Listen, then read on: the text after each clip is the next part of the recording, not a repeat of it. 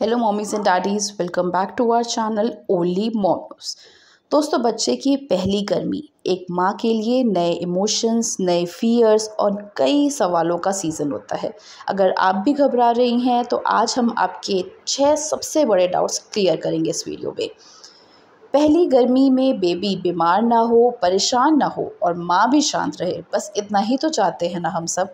अगर आखिर में हम एक बोनस टिप देंगे जो आपकी गर्मी की टेंशन्स आधी या कहो बिल्कुल गायब कर देगी, तो इस वीडियो को एंड तक ज़रूर देखिएगा दोस्तों। सबसे पहला सवाल जो हर माँ के दिमाग में आता है छोटे बच्चे को लेके, नवजात शिशु को लेके, स्पेशली अगर उसकी पहली गर्मी है तो। अब बात करते हैं सबसे पहले सवाल की, तो है कि बेबी को कितनी बार नहलाना चाहिए गर्मियों के सीज़न में। तो गर्मी में बेबी को रोज़ नहाना सेफ़ है, लेकिन सिर्फ एक बार, ठंडे पानी से नहीं, हल्का गर्म पानी ही बेस्ट रहता है, हल्का गुनगुना। अगर स्वेटिंग ज़्यादा हो रही है तो आप स्पॉन्ज बाथ भी दे सकते हो बच्चे को। सेकेंड सवाल जो पेरेंट्स के मन में आता है कि एसी चलाएं या नहीं चलाना है बच्चों में, नवजात शिशु के टाइम पे स्पेशली, तो बिल्कुल चला सकते हो आप, लेकिन टेम्परेचर 24 से 26 डिग्री सेल्सियस रखना है। डायरेक्ट फ़ैन या एसी की हवा बेबी के फेस पर नहीं लगनी चाहिए। एक थिन लेयर का कपड़ा बेबी के ऊपर ज़रूर आप डालें। गर्मी में नेक्स्ट सवाल है गर्मी में बेबी का सोने का पैटर्न क्यों बिगड़ जाता है। बच्चा कभी सो रहा है, काफ़ी देर जग रहा है, कभी ज़्यादा देर सो रहा है, कम सो रहा है, तो ये चीज़ें क्यों गड़बड़ होती हैं दोस्तों। उसका रीज़न है हीट और डिस्कम्फर्ट जो बच्चे को होता है, वो उसको नींद नहीं लेने देता है।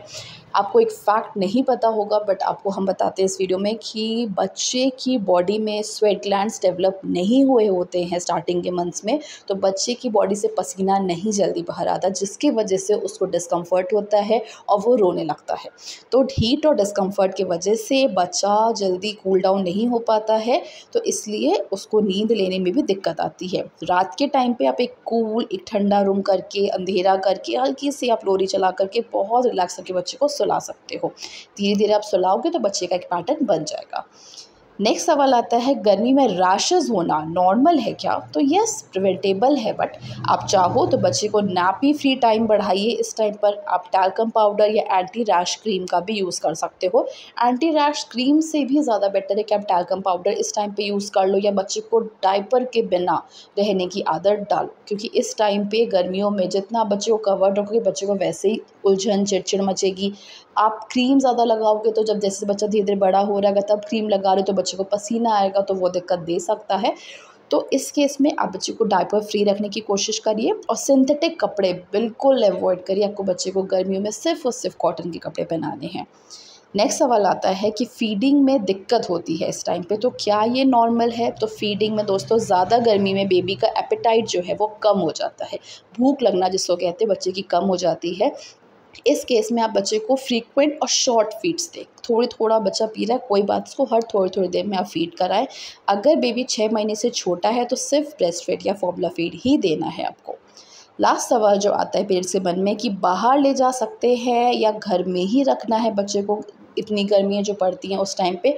तो आप बच्चे को सुबह या शाम का टाइम बेस्ट है बाहर ले जाने के लिए। डायरेक्ट धूप से आपको बचाना है, स्पेशली 11 बजे से लेके 4 बजे तक की धूप में आप बच्चे को बिल्कुल भी बाहर मत ले जाओ, जब तक बहुत ज़्यादा ज़रूरी नहीं है मत लेके जाइए। और अगर आपको ले जाना पड़ भी रहा है किसी रीज़न से, तो आप कॉटन की कैप या स्ट्रॉलर का शेड यूज़ करके ही बच्चे को बाहर लेके जाएं।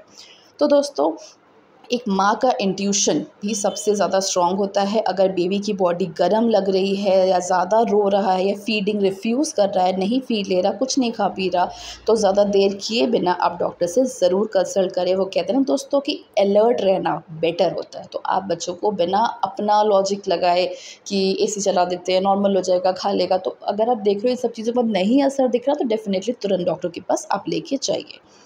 नई माँ बनना मुश्किल है, लेकिन आप अकेली नहीं हैं दोस्तों। हर सवाल का जवाब मिलता है, बस आपको उसका आंसर पता करना होगा। अगर ये वीडियो आपको थोड़ा सा हेल्पफुल भी लगा हो तो लाइक करें, शेयर करें और चैनल को सब्सक्राइब ज़रूर करें दोस्तों, क्योंकि हम आपकी पेरेंटिंग जर्नी में आपके साथ हैं। तो ऐसी ही हेल्पफुल वीडियोज़ के लिए, बच्चे की जर्नी को हेल्पफुल बनाने के लिए हमारे चैनल को सब्सक्राइब ज़रूर कर लीजिएगा। Thank you so much watching this video.